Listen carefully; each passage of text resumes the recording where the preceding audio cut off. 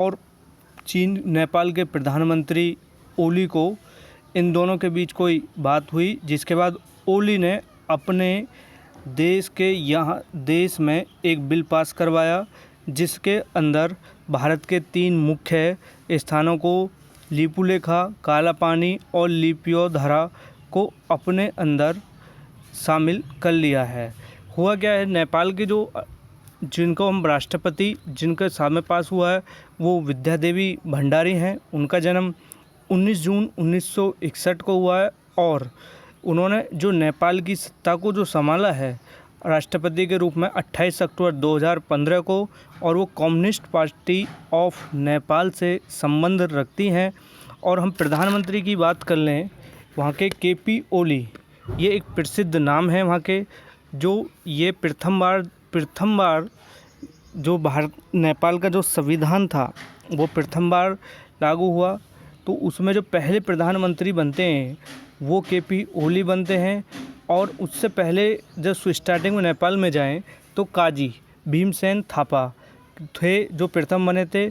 KP ओली के जन्म की बात करें, 22 फरवरी 1952 को ये पैदा हुए थे, जन्म हुआ था इनका, और 41 में प्रधानमंत्री बने हैं। और नेपाल के संविधान के अनुसार ये प्रथम प्रधानमंत्री हैं। ये पहले भी, उससे पहले मतलब अब से 12 अक्टूबर 2015 को भी केपी ओली अपने देश के प्रधानमंत्री रह चुके थे। कब तक रहे? 24 जुलाई 2016 तक। इसके बाद हम बात कर लेते हैं लिपुलेखा की। हुआ क्या है कि नेपाल ने अपने यहाँ जो वो पास करा है बिल, उसके बाद उसने भारत के 3 मुख्य हिस्सों को अपने अंदर ले लिया है। पिछले दिनों भारत ने नेपाल के एक कृत्रिम रूप से सीमा विस्तार को अस्वीकार बताया था। जो हमने एक सीमा विस्तार किया था उसको अस्वीकार बताया, तो उसमें क्या हुआ, भारत के द्वारा नवंबर 2019 में अपना एक नया नक्शा प्रकाशित करने के 6 महीने के बाद नेपाल ने पिछले माह अपनी राजनीतिक और प्रशासनिक नक्शा जारी करा है। हुआ क्या है कि इसने, और जो पास हुआ है, असेंबली के जो अध्यक्ष थे वो गणेश तिलमिली सेन थे और उनके अंदर 57 सदस्यों ने पास करा है।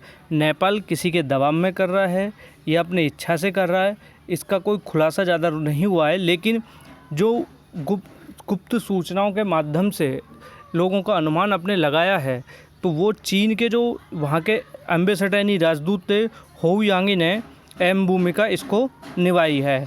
नेपाल के हम अपना पड़ोसी देश और छोटे भाई के रूप में मानते हैं। कम से कम 200 सालों से हमारे वहाँ के संबंध अच्छे बने हुए नेपाल के, लेकिन नेपाल उन संबंधों को अब बिगाड़ने पर तुला हुआ है। हुआ क्या है कि अभी जो गलगांव घाटी थी, यानी जो चीन ने हमला करा है, उसके बाद चीन इधर उधर पड़ा है, यानी सारे देशों में चीन अकेला पड़ गया। तो उसने भारत को, एक चीन का एक अखबार चलता है ग्लोबल टाइम, उसके अंदर चीन ने कहा कि अगर भारत चीन से युद्ध करता है तो चीन के साथ नेपाल, पाकिस्तान, श्रीलंका, भूटान, ऐसे अन्य छोटे छोटे देश भी भारत पर हमला करेंगे। दरअसल ऐसा कह क्यों रहा है? क्योंकि चीन ने श्रीलंका, नेपाल, पाकिस्तान, भूटान, म्यांमार, इन देशों को सबको अपना एक कर्ज देकर अपने हक में लड़ने के लिए सोच लिया है। अब बात कर लेते हैं लिपुलेखा दर्रा की। हुआ क्या है, लिपुलेखा दर्रा है कहाँ पर, इसकी बात में कर लें। ये उत्तराखंड है। क्या? उत्तराखंड। उत्तराखंड जो है उसके राज्य के, उसके कुमाऊं क्षेत्र में ये लिपुलेखा दर्रा पड़ता है।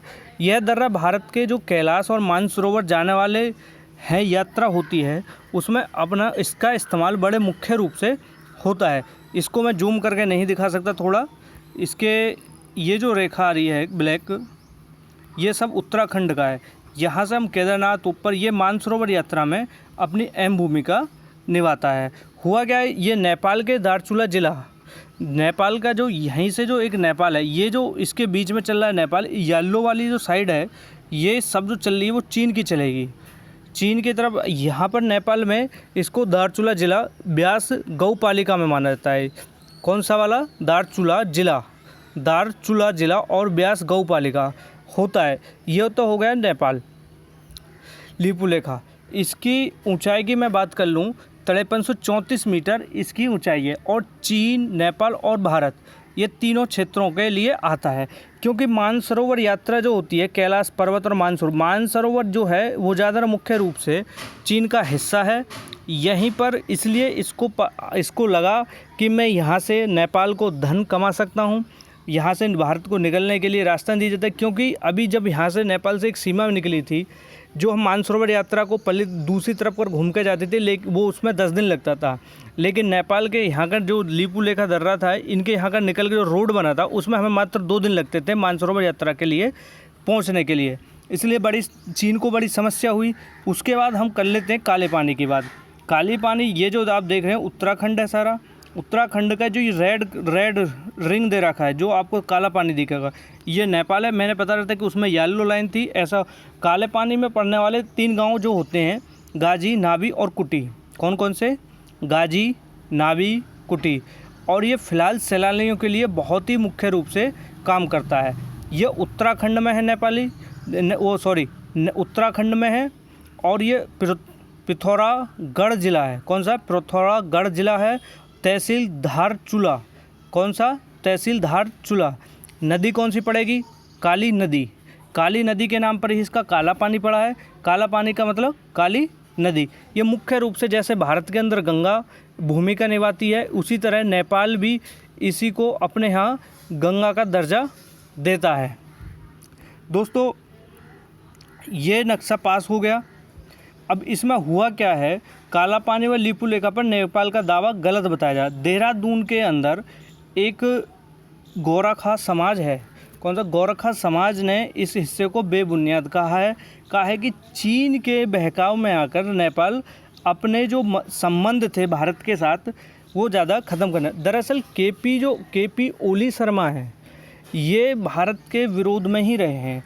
दूसरी बात, ये इनकी जो पार्टी है वो कम्युनिस्ट पार्टी ऑफ नेपाल है। क्योंकि कम्युनिस्ट पार्टी होने के नाते या कैसे भी समझो, ये सदा भारत के लिए दूसरी रणनीति तैयारी करते। इनकी स्ट्रेटजी जो है भारत के लिए कभी